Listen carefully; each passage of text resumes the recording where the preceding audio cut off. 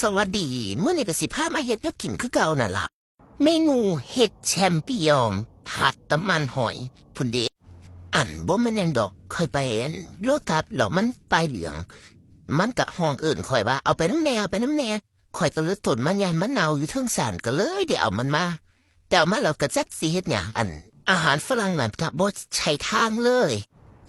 สิเอามาเฮ็ดคือเห็ดเฟี้ยงบ้านเฮาก็คือเอามาผัดน้ำมันหอย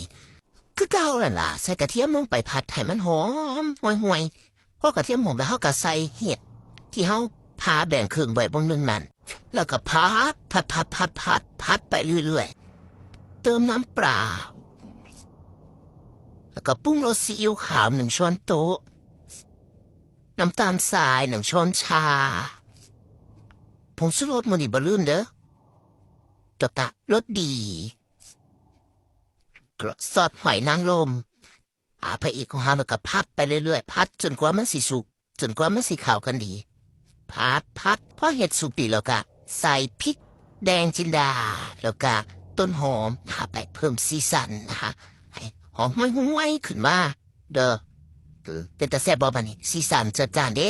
หั่นแต่ว่าบ่เผ็ดเด้อันพริกนั้นหั่นเอามันเพิ่มสีสันซื่อๆรสชาติก็กลมกินกับข้าวนี่แซ่บแซ่บแบบกันตักใส่ถ้วยกินได้เลยปัดนี้จบ